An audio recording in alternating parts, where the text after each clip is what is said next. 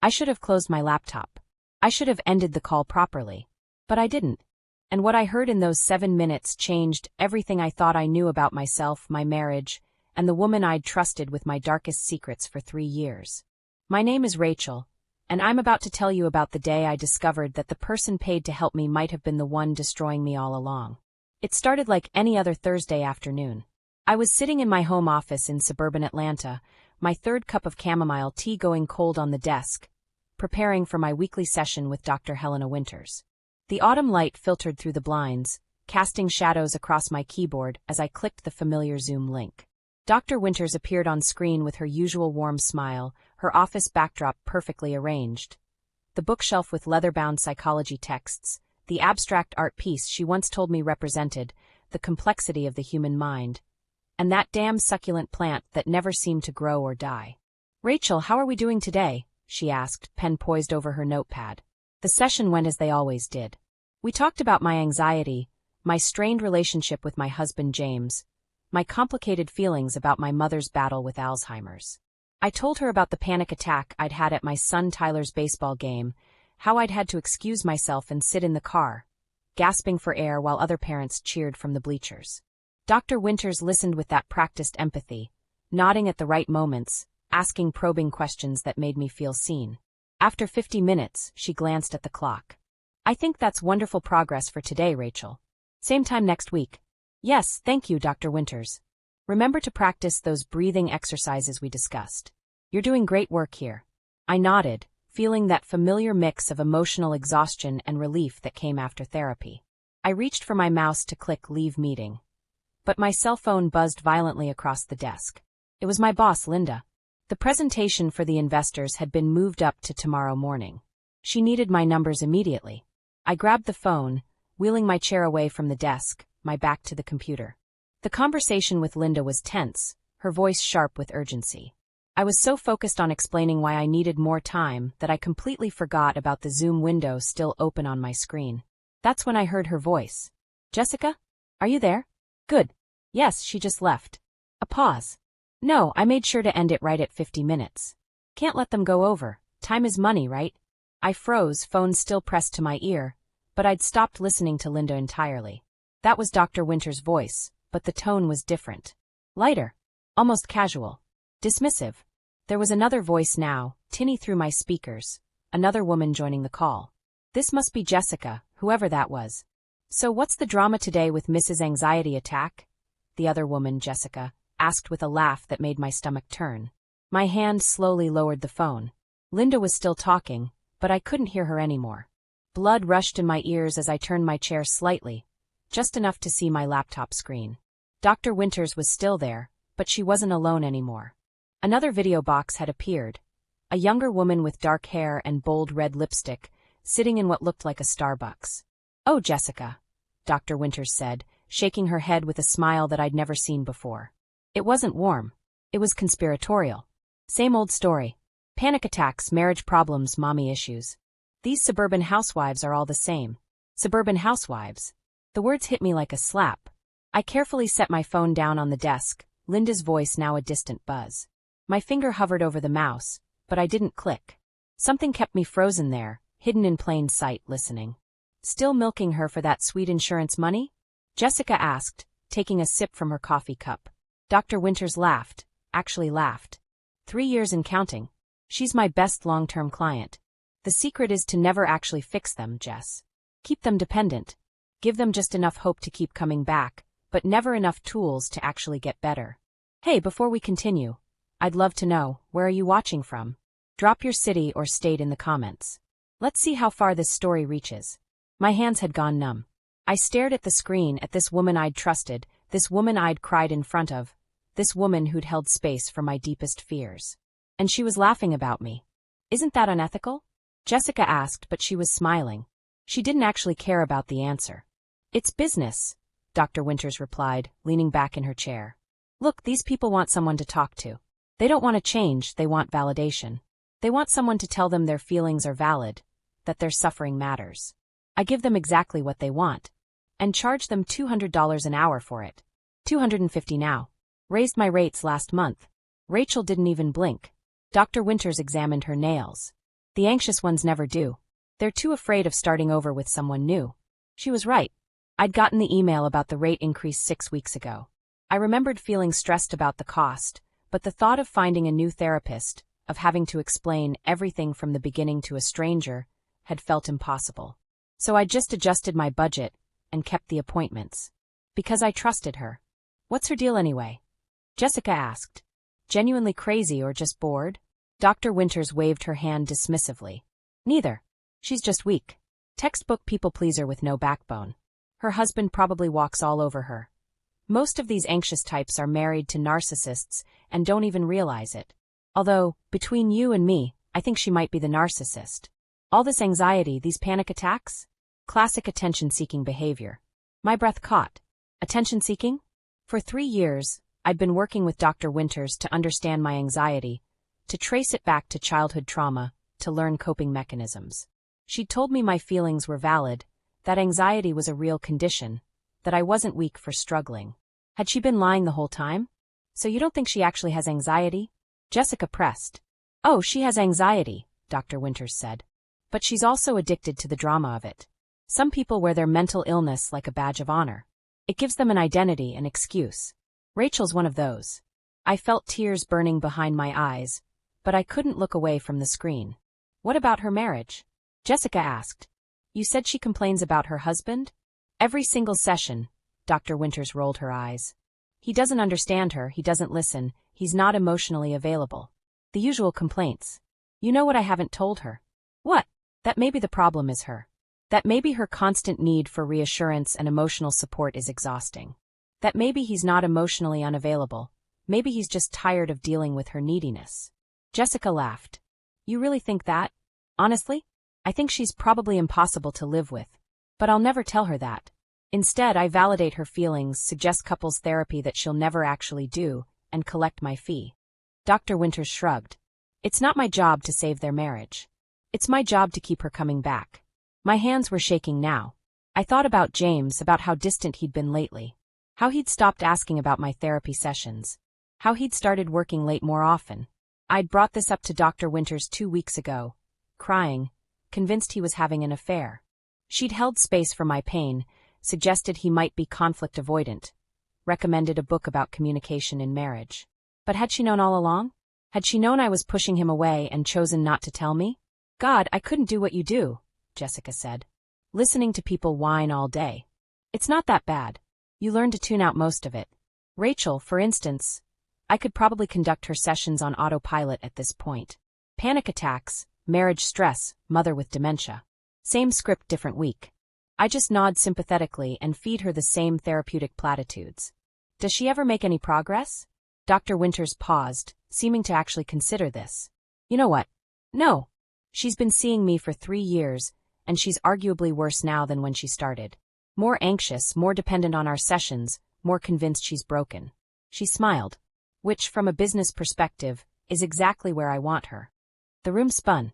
I gripped the edge of my desk. 3 years. $7,800. 156 sessions. And I was worse. Speaking of business, Jessica said, didn't you have another client after Rachel? Yeah, in 10 minutes. The OCD guy, another cash cow. Oh, and then my stroke of genius at 4 o'clock. What's that? Dr. Winters leaned toward the camera, her eyes gleaming. Mother and daughter. Separate sessions, same day, don't know I'm treating both of them. The mother thinks the daughter has borderline personality disorder. The daughter thinks the mother is a narcissist. I just feed into both narratives and watch the family implode. It's like my own personal reality show. If you're enjoying this story, hit that subscribe button. You won't believe where this goes next. Jessica's eyes widened. That's not. I mean, isn't there some rule about that? There are lots of rules, Jess. But who's going to report me? Clients don't talk to each other. And even if they did, it's my word against theirs. I've got credentials, a pristine reputation, stellar reviews online. You know who writes those reviews? Who? The people I've actually helped. The easy cases. The ones who came in with simple problems, new job stress, breakup recovery, grief. I help them fast, they leave glowing reviews, and that gives me cover for the ones like Rachel that I keep strung along for years. My mind raced back through our sessions. Had anything she'd told me been genuine? Had any of her insights been real? Or was it all just manipulation designed to keep me coming back? I thought about the breakthrough we'd had 6 months ago, when Dr. Winters had helped me connect my anxiety to my father's emotional unavailability. I'd cried for an hour. It had felt so profound, so healing. Had it been staged? "You're evil," Jessica said, but she was still laughing. "I love it. I prefer pragmatic," Dr. Winters corrected. "Look, I went to school for 8 years, got into debt for this degree. I'm going to make it worth my while. Besides, these people want to be in therapy. It makes them feel interesting, self-aware. I'm providing a service. A service that doesn't actually help them. A service that makes them feel better in the moment. That's what they're paying for." Dr. Winters checked her watch. "Besides, half of therapy is placebo anyway. If they believe they're getting better, who's to say they're not? But you just said Rachel's getting worse. Rachel's different." "Rachel's." Dr. Winters paused, searching for the word. "Rachel's profitable. And frankly, I don't think she wants to get better. I think she likes being the victim. It's easier than taking responsibility for her life." Something inside me cracked. For 3 years, I'd blamed myself for not making more progress. For still having panic attacks. For still struggling in my marriage. For still feeling lost and broken. Dr. Winters had told me healing wasn't linear, that setbacks were normal, that I was doing the work. And I'd believed her. But what if there was no work? What if it was all designed to keep me stuck? "I should go," Jessica said. "Got my own therapy session in 20. "Oh right, you're still seeing Dr. Morrison?" "Yeah, twice a week now. She's amazing. Really helping me work through my commitment issues." Dr. Winters' expression shifted, just for a moment, to something that looked almost like contempt. "Right. Well, good luck with that." After Jessica logged off, Dr. Winters sat alone in her office for a moment. She pulled out her phone, scrolling through something, a small smile on her face. Then she seemed to remember something, and reached for her computer. My heart stopped. Was she about to check if I'd actually left the call? I watched as her cursor moved across the screen. She was looking at the participant list. My icon was still there, Rachel Thompson, video off muted. Her eyes narrowed. I held my breath. Then her phone rang, and she looked away, answering it without checking further. Dr. Winters speaking. "Yes, hi Jeffrey." No, you're fine. Your appointment is at 2:30, you're not late." She spun her chair slightly away from the camera as she continued the conversation with her next client, reassuring him about something in that same warm, therapeutic voice she'd used with me an hour ago. I finally moved, my hand trembling as I clicked leave meeting. The screen went black. I sat in my office as the afternoon sun shifted, casting different shadows across my desk. My tea was ice cold now. My phone showed 14 missed calls from Linda, 3 texts asking if I was okay. I wasn't okay. I stood up on shaking legs and walked to my bedroom, where I kept a filing box of important documents. Inside was a folder labeled therapy. I dumped it out on the bed. 3 years of receipts. 3 years of carefully written session notes I'd kept, trying to track my progress. 3 years of homework assignments, recommended books, breathing exercise handouts. I looked at my own handwriting on these pages. The desperate notes. Week 12. Finally understand connection between childhood and current anxiety. Breakthrough. Week 45. Drive W helped me see pattern in relationships. Feel hopeful. Had any of it been real? I pulled out my phone and did something I'd never done before. I Googled Dr. Helena Winters. Her website appeared first, professional, polished. Credentials clearly listed. Testimonials from satisfied clients. Dr. Winters changed my life. Finally found a therapist who gets it. Warm, insightful, truly cares. I scrolled past the website to the review sites. 4.8 stars on Health Grades. 5 stars on Psychology Today. Dozens of glowing reviews. But then I found something else. A forum I'd never heard of, something called therapyabuse.com. I clicked. It was a support site for people who'd had negative experiences with therapists. I searched for Dr. Winters' name. 3 results. The first was from 8 months ago. Username, AtlantaMom2. Has anyone else seen Dr. Helena Winters in Atlanta? I saw her for 2 years for depression. Paid thousands of dollars. Recently switched to a new therapist who told me some of the techniques Dr. Winters used were actually contraindicated for depression. Feeling betrayed and confused. The second was from a year ago. Username Lost Trust. 2.5 years with Dr. Winters. Never got better, just more dependent on sessions. Finally quit, and saw immediate improvement with a new therapist. Looking back, I don't think she wanted me to get better. Anyone else have this experience? The third was from just 2 months ago. Username: Waking Up 2024. I accidentally overheard my therapist, Dr. HW. Won't use full name, but she's in Atlanta, talking to someone after our session. She didn't realize I could still hear. She was mocking me, laughing about my problems. I'm devastated. Is this normal? What do I do? My hands were shaking so badly I almost dropped my phone. I wasn't alone. I wasn't crazy. This was real. I kept searching, diving deeper into therapy forums, ethics complaint databases, anything I could find. Most of Dr. Winter's reviews were positive, but scattered among them were these outliers. These warnings. These breadcrumbs left by people like me who'd figured it out. How many others had she done this to? How many people were still sitting in her office, trusting her, while she counted down the minutes until she could mock them to her friends? My phone buzzed. A text from James. Working late again tonight. Don't wait up for dinner. I stared at the message. Normally this would trigger a spiral. Anxiety about his distance. Fears about our marriage. An overwhelming urge to text Dr. Winters for an emergency session. But instead, I felt something different. Clarity. What if James wasn't the problem? What if Dr. Winters had been subtly encouraging my paranoia, my neediness, my constant need for reassurance? What if she'd been feeding my anxiety instead of treating it? I texted back. Okay. I love you. Simple. Direct.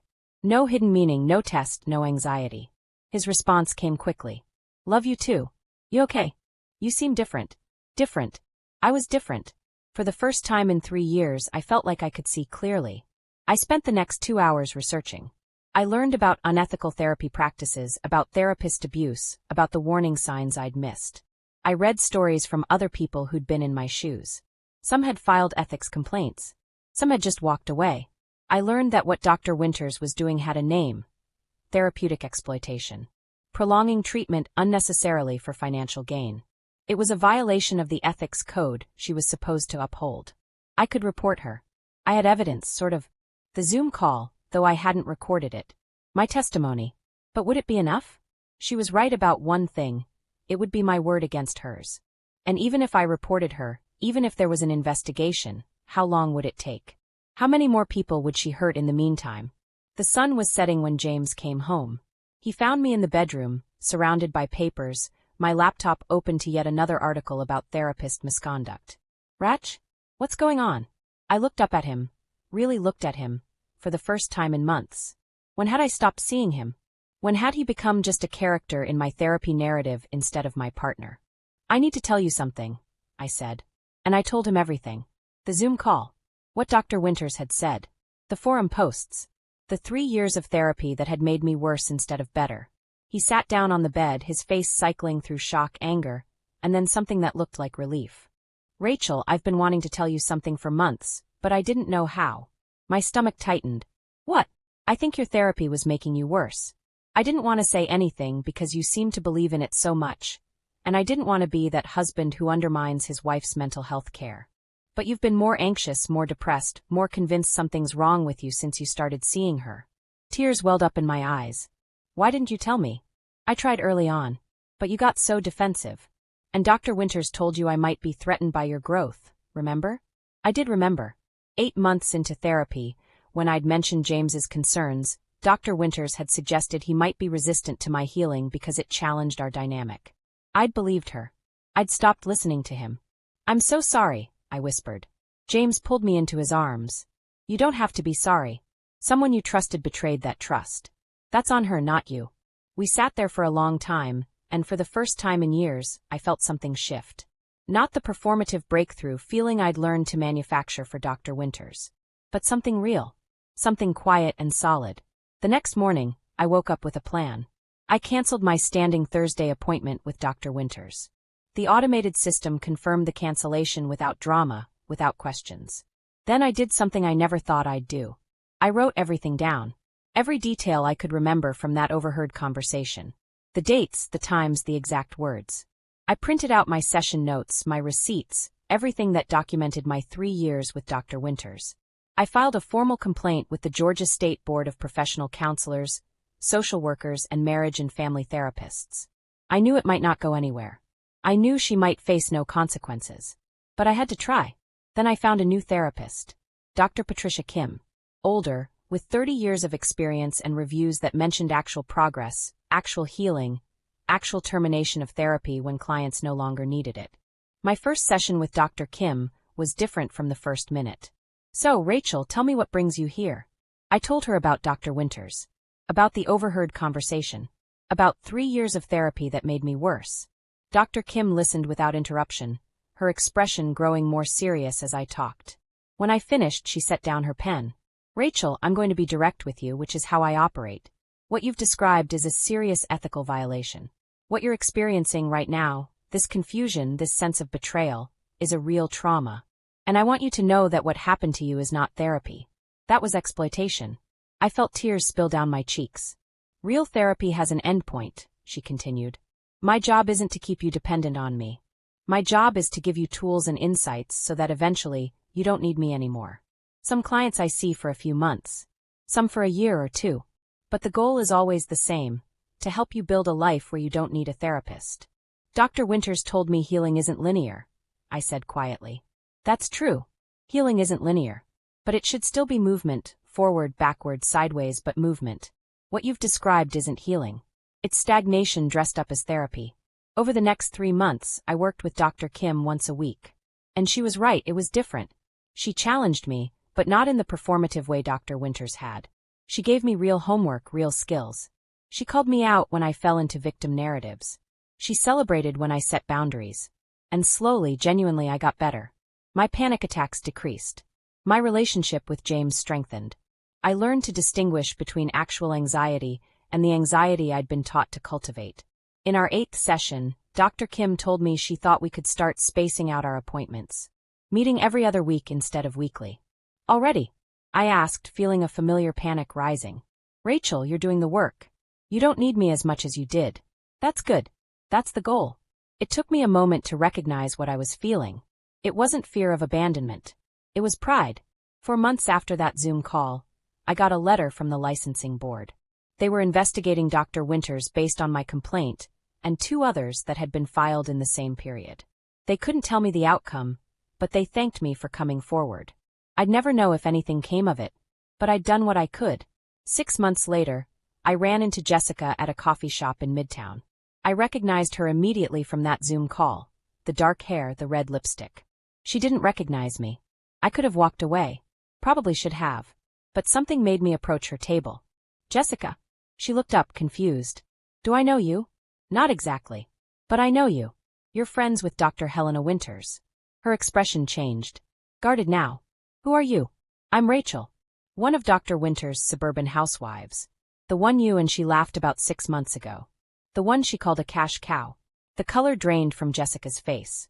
"I was still on the Zoom call," I said quietly. "I heard everything. Look, I don't know what you think you heard. I know exactly what I heard. And I filed a complaint. So did others. I don't know if anything will come of it, but I wanted you to know that your friend isn't as untouchable as she thinks." Jessica stared at me, speechless. "I also wanted to thank you," I added. "Thank me. You helped me realize that I wasn't crazy, that my instincts were right, that I deserved better." I picked up my coffee. "I hope you find better friends. And I hope Dr. Morrison is actually helping you, not just stringing you along." I walked out of that coffee shop with my head high. The last time I saw Dr. Kim was 3 weeks ago. We'd been spacing our sessions to once a month, and she told me she thought I was ready to stop altogether. "You can always come back if you need a tune-up," she said. "But Rachel, you're healthy. You have tools. You have insight. You don't need me anymore." For the first time in my adult life, those words didn't terrify me. They set me free. I still think about that Thursday afternoon sometimes. About how close I came to just closing my laptop, to never knowing the truth. About how many years I might have spent in Dr. Winters' office, paying her to keep me broken. But mostly I think about how I found my voice again. How I learned to trust myself. How I discovered that healing is real. But only when you find someone who actually wants you to heal. If you're in therapy and something feels off, trust that feeling. If you're not making progress, if you're getting worse instead of better, if your therapist seems more interested in keeping you coming back than in helping you move forward, those are red flags. You deserve real help, real healing, real progress. And you deserve a therapist who wants the same thing. My name is Rachel, and I'm no longer anyone's cash cow. I'm just someone who learned that sometimes the person who's supposed to help you heal is the one you need to heal from. And that's okay. Because now I know the difference. If this story resonated with you, please share it. Someone you know might need to hear it. And remember, your healing matters. Don't let anyone profit from your pain.